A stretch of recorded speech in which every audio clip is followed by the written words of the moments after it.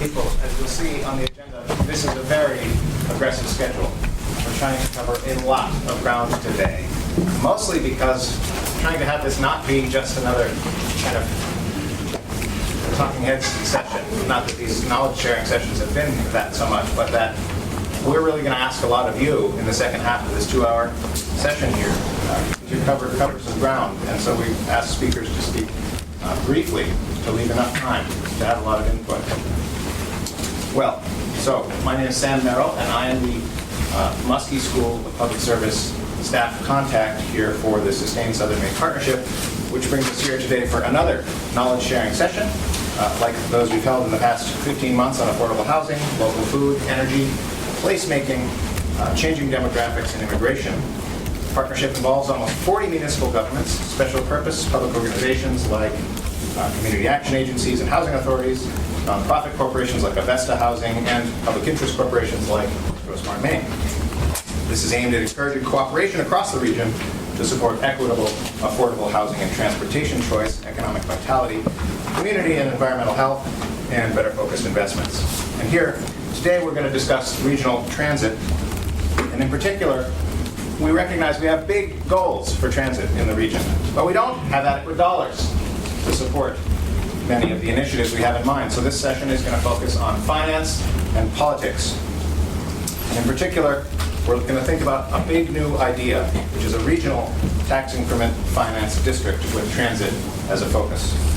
And that's on your agenda. We will hear a suite of speakers describing the current state of the art in Maine in transit finance and implementation, a summary of current transportation-related legislative issues in Maine, details about the big idea, some comments on ethics that might be at play as we evaluate the idea, and then we're going to break into groups to kind of kick the tires on this idea and then get back together to see what we found and see what next steps might be.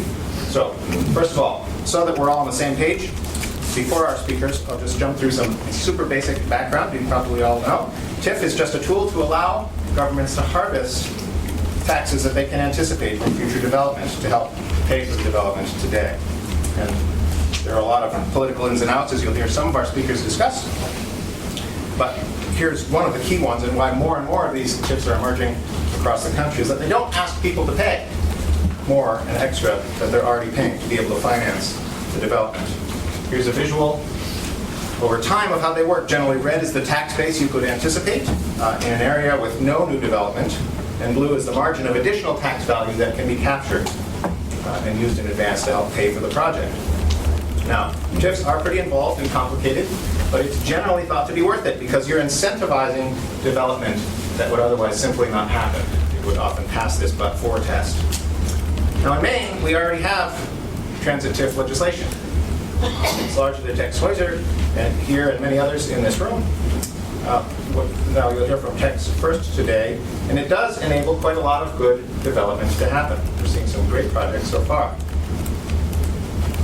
Our concern, though, is that while, yes, the legislation incentivizes transit-oriented development, it does so largely in response to developer response in an area. It's a bit reactive.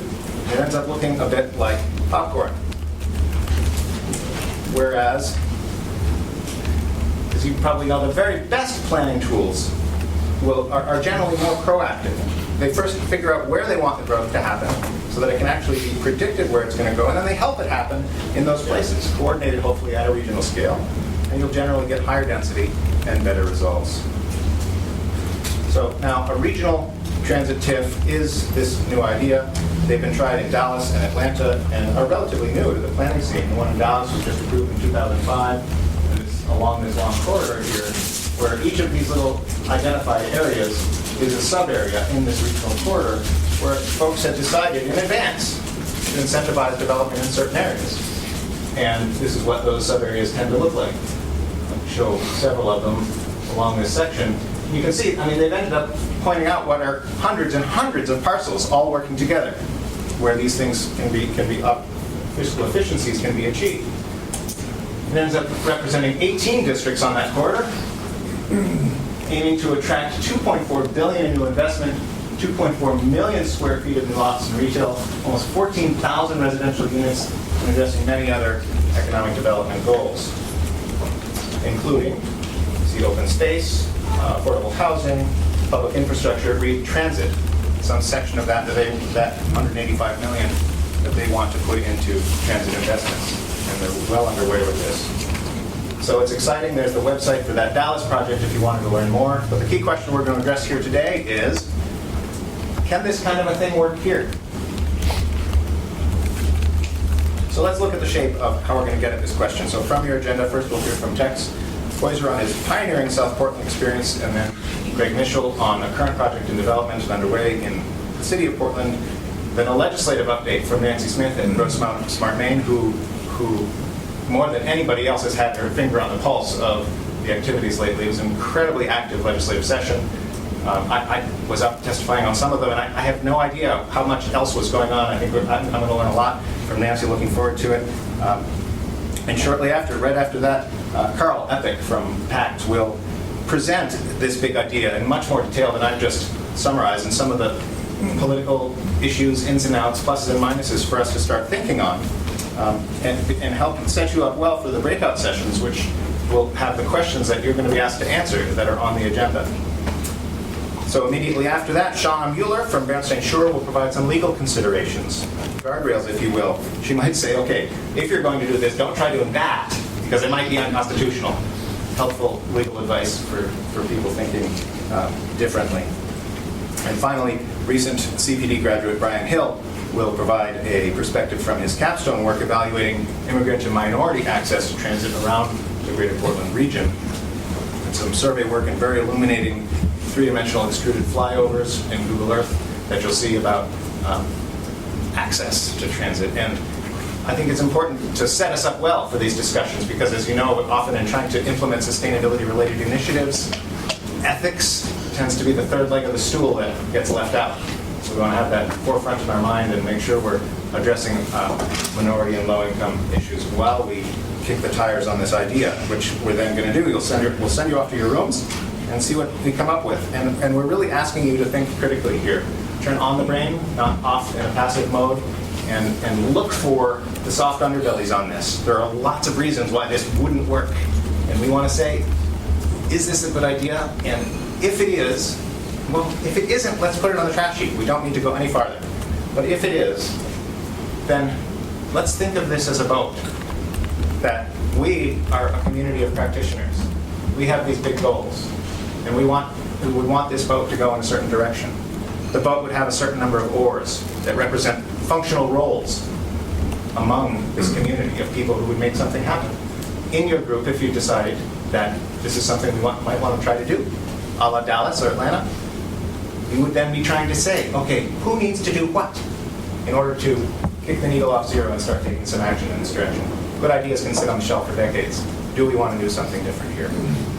And that's the shape of our next couple hours. And with that, I'm going to turn quickly over to our first speaker, Tex, but I just wanted to say two things. Once we're done, we'll go to, I think, 3 breakout sessions, and it's according to color coding on your agenda. White will stay here. Orange will go down the hall to the left, room 113, and there'll be an orange agenda there for you. And there'll be a facilitator and a note taker in each of these rooms to help you address these questions. And green is going to go a little farther and up a little staircase to the right. It's room 203. Since you're green, that means you'll be talking about money, probably. If you're orange, I don't know, talk about fruit. But so here, and then my comments for the speakers is we're going to be buzzing along. Your timelines include time for questions. I've been really brief with this because I think the opinions of our audience are just as important as yours. Sorry, but really it's that if they've got extra questions, we're hoping they'll come out. We can dig deep in these issues in the breakout sessions. So we want to be skipping right along to the next speaker and really digging in with these hard questions afterwards. And the slides all just go in sequence from one to the next, so I won't reintroduce, and we will just go from there. Thank you.